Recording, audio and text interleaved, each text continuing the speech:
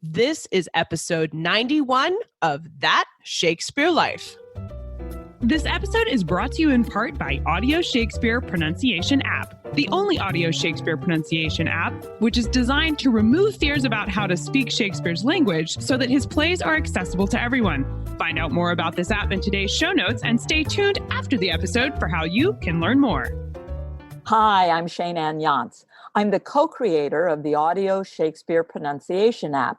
Another great method for studying the life of William Shakespeare includes listening to this. It's That Shakespeare Life with my friend, Cassidy Cash.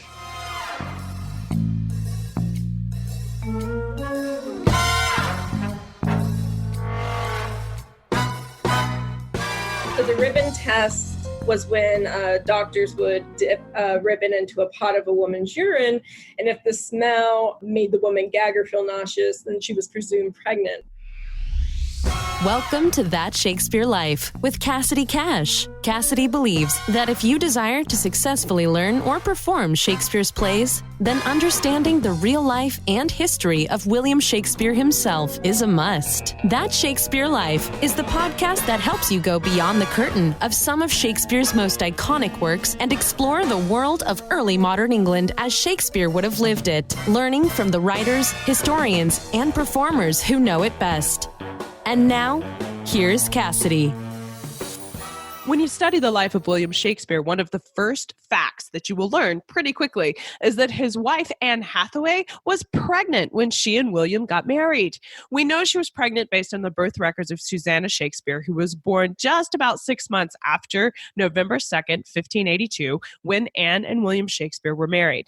But as anyone who has had children will tell you, until you're far enough along to start feeling the baby or to start showing, you use a pregnancy test to confirm if a woman is pregnant, which brings up two important questions about the life of William Shakespeare.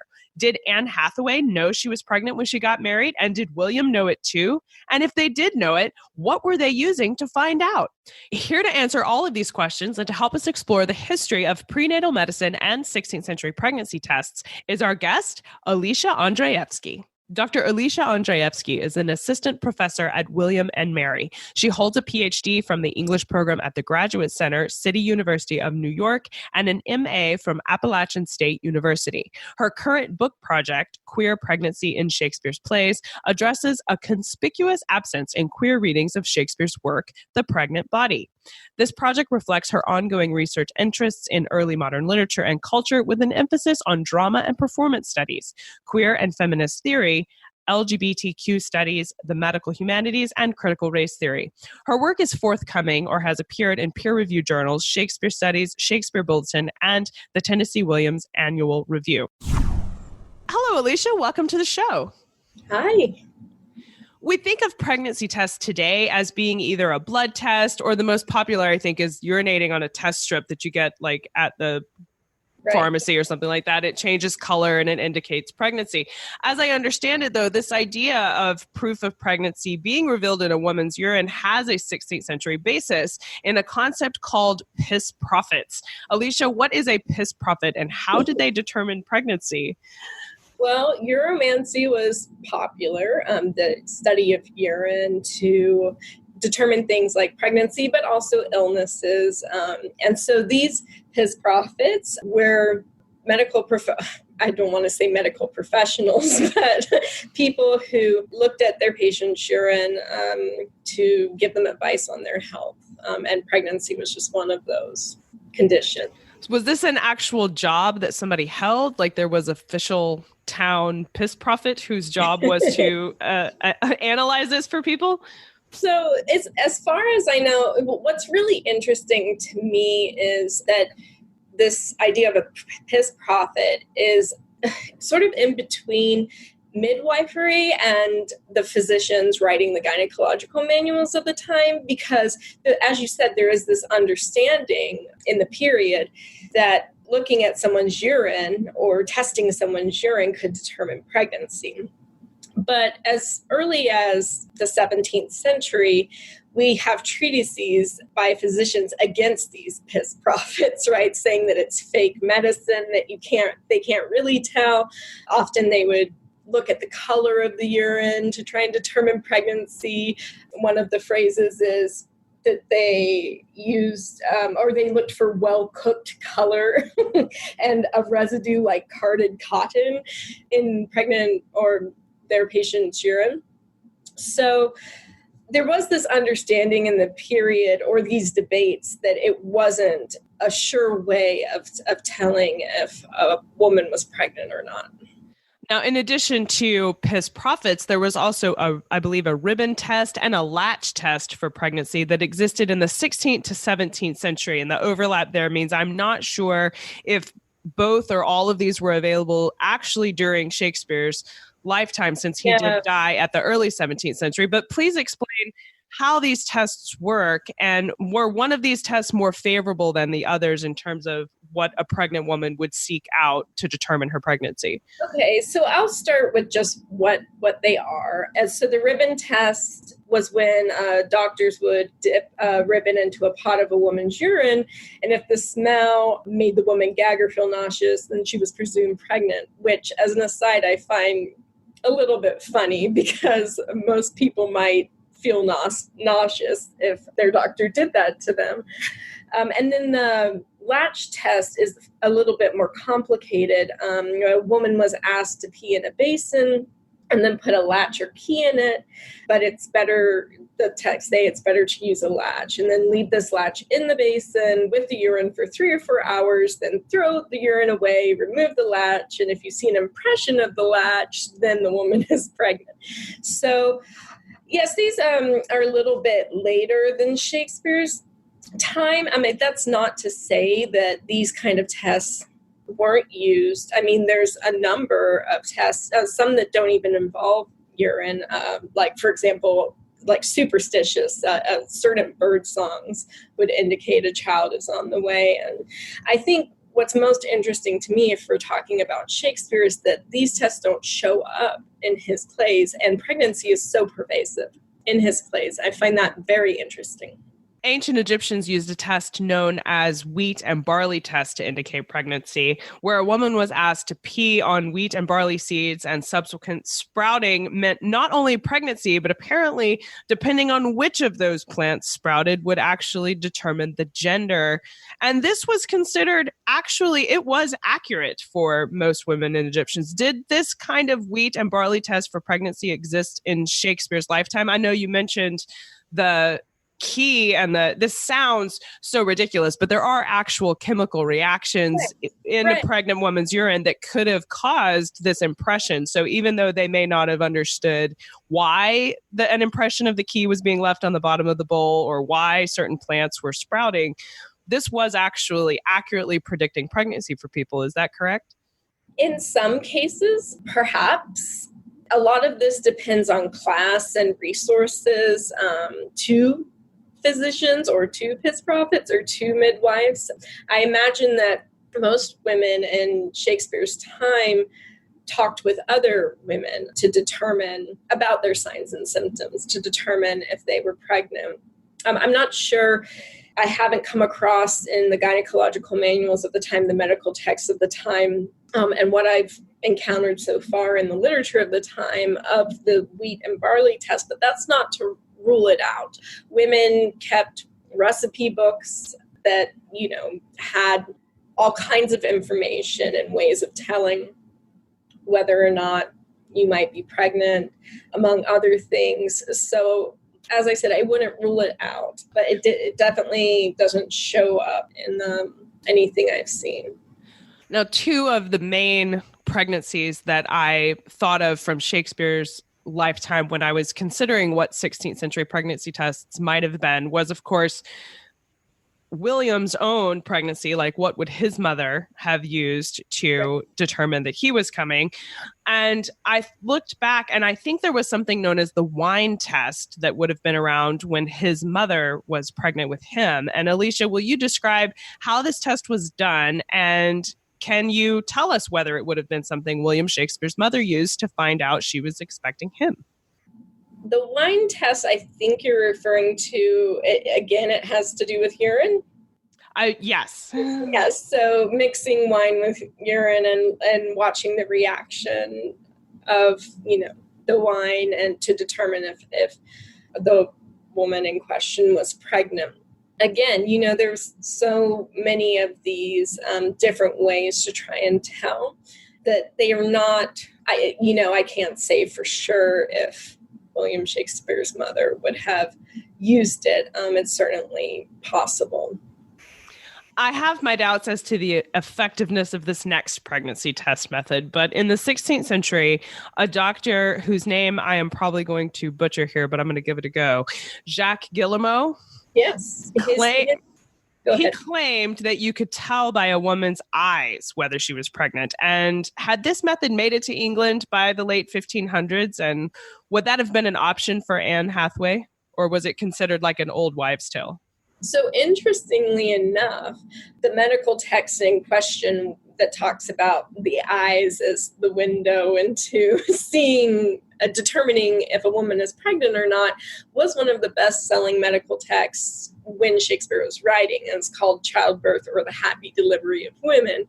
And of all of the tests we've discussed so far, this one made the most sense to me as someone who has been pregnant, because he says when a woman is in the early stages of pregnancy, it affects the appearance of the eyes. They might be more sunken, be swollen on the sides, all of these kind of things. And thinking about morning sickness and illness and nausea and just those early stages of pregnancy, I could see where, and exhaustion, right?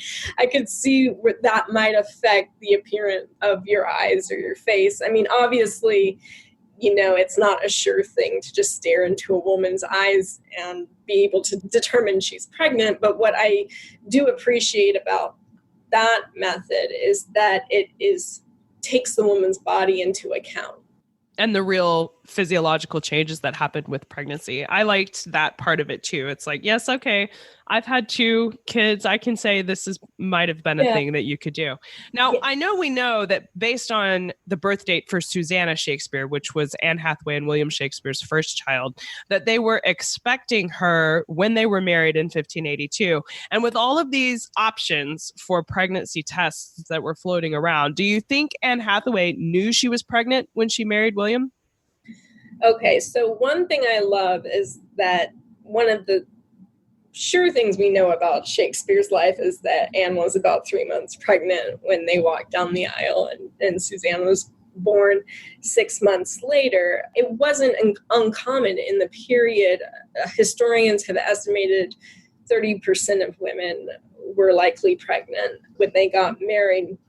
So this, of course, affects our reading of plays like Measure for Measure and a lot of Shakespeare's canon. At 3 months, women can feel movement. So one important way of determining pregnancy in the period was called quickening, and it's when the pregnant person felt the child move. And this is possible at 3 months, but rare. And especially if it's a first pregnancy, like I assume it was in the case of Anne, it's difficult to determine what are cramps or what's the baby moving. And so my best guess is that they would have known based on common signs and symptoms. And this is what's really fascinating to me about determining pregnancy in the period.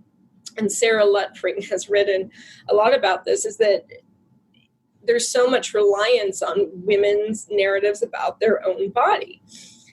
And in the gynecological manuals and medical texts written by men, some of which list 50 symptoms, there's this acknowledgement that there's no way to be sure. There's no reliable test in the period. And these doctors are cautioning physicians against actually, I would say, diagnosing pregnancy, because the signs, this is a quote from a text, the signs are not so certain. But the signs that are listed are signs that we would recognize now. The one line is the breasts wax and grow hard. Of course, stopped menstruation, just those illness, strange cravings, right? We see that at the very end of the Duchess of Malfi's pregnancy, not at the beginning. So the reliance on women's testimony about what's happening in their own bodies is particularly important when we look at All's Well That Ends Well, one of the Shakespeare's play with a female protagonist, because that ends with her claiming that she is pregnant with Bertrand's child, and it's an early pregnancy. So Catherine Moncrief has actually argued that it would be very hard to prove to Bertram that it's not only is Helena pregnant, but it's his child. And so that calls into question how we are to read the ending of that problem play. But as I said before, I do think that it also is a testament to Shakespeare's respect for women telling the truth about their own body. So All's Well That Ends Well is really interesting if we're thinking about how to determine pregnancies, what pregnancy tests were available, and how reliable they are. But in the case of Anne and William, I feel like she told him and he trusted her. Well, that was my next question, because you're talking about like 30% of women were pregnant brides, and this was not necessarily an uncommon thing for women to get married after becoming pregnant. But there was a different cultural relationship between, you know, what it meant to be pregnant and how that affected your decisions towards getting married. Would Anne have told William Shakespeare? Was it normal for a woman to tell the man she was marrying beforehand that she was expecting a baby? Well, I imagine, you know, and again, this is all conjecture, but the fact that they got married quickly and Susanna came 6 months later, I mean, I just have to imagine that she had told him. And we see this, you know, we see this in the play, in his plays, actually. I'm thinking about Juliet and Claudio in Measure for Measure.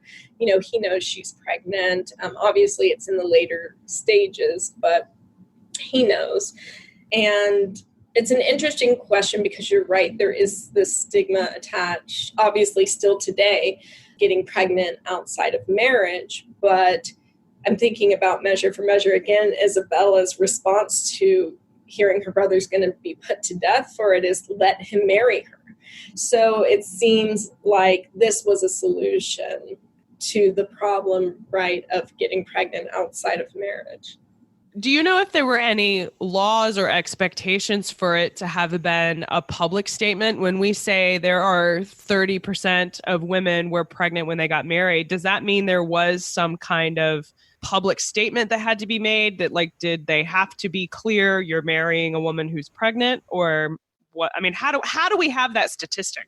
So that's an estimate based on the records we have of marriages and births in the time period. So that's a correlation that was applied afterwards?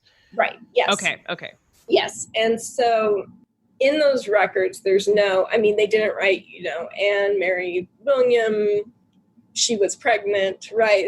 Right. Okay. There didn't to be any like public declaration of it. Of course, within communities, they would figure it out. But yeah, I'm not saying that it was not frowned upon or that the culture didn't judge women for it, but that it was something that happened. And I would say at least some cases, in the case of William and Anne, at least led to marriage. This is such a fascinating topic, and I know it's always fun to explore kind of the humanity of people like Anne Hathaway and think, oh, wow, you know, she got to determine that she was pregnant in ways that are not that different from how we do today. I know we'd love to explore this further. Do you have some favorite books or resources that you might recommend where we could go to learn more about the history of pregnancy or even prenatal care for the 16th century? Oh, yes. So Laura Gowing's Common Bodies is a wonderful text. I mentioned Sarah Lutfring's book, Body, Speech, and Reproductive Knowledge in Early Modern England.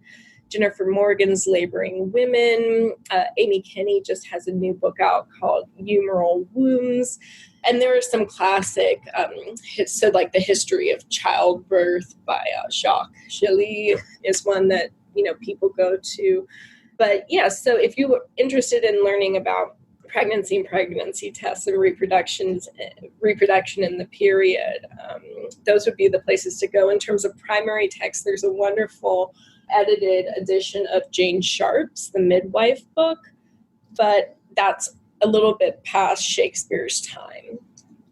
Those are excellent resources for sure. And I think the doctor we mentioned, Jack Guillemeau, some of his manuscripts are actually available and readable about being able to tell the eyes. And so we'll link to all of these in the show notes for today's episodes. Now, Alicia, we ask everyone this next question here at That Shakespeare Life, and that's, what's the one book you would take with you on a deserted island? My friends in England tell me I'm supposed to allow you the complete works of Shakespeare and a copy of the Bible, so your choice would be in addition to those.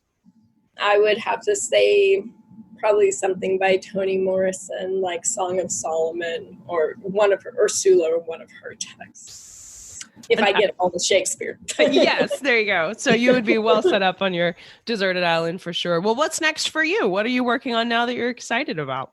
I'm really excited about the work I'm doing on trans pregnancy in the period. So looking at Middleton's pregnant pages and putting them in conversation with trans studies.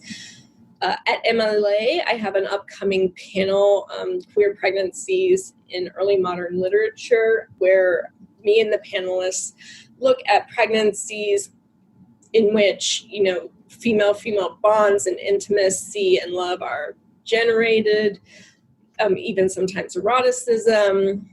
We look at also pregnancies that don't meet that promised end of the birth of a healthy child, and just pregnancies that disrupt the expectations we have that, pregnancy is visible and that it's always 9 months and always leads to the birth of a healthy child. And so I'm trying to look at pregnancies that haven't been attended to and try to make some more visible through these methodologies. So I'm excited about that. That is a fascinating topic. We'll definitely look forward to hearing more about that.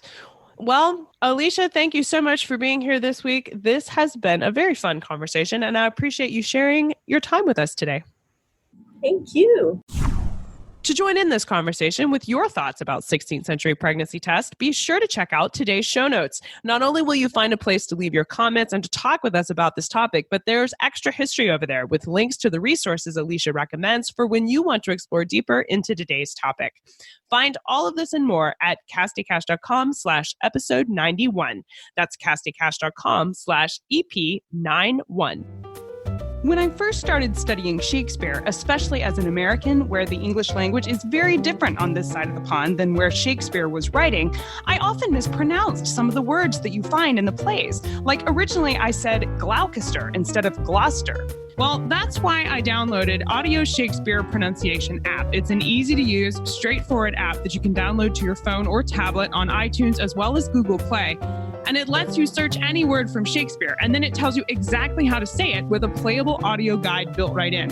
Audio Shakespeare Pronunciation app is like having a professional voice coach that you can carry in your pocket. Explore all the features of this app and download it right now at casticash.com/Shakespeare app. That's casticash.com/Shakespeare app. That's it for this week. I'm Cassidy Cash, and I hope you learned something new about the Bard. I'll see you next week. Bye-bye. Thank you for listening to That Shakespeare Life. As always, the best conversations happen after the episode over at CassidyCash.com. Become a part of a vibrant Shakespeare conversation by adding your voice over at the website. Until next time, remember, when you want to know William Shakespeare, you have to go behind the curtain and into That Shakespeare Life.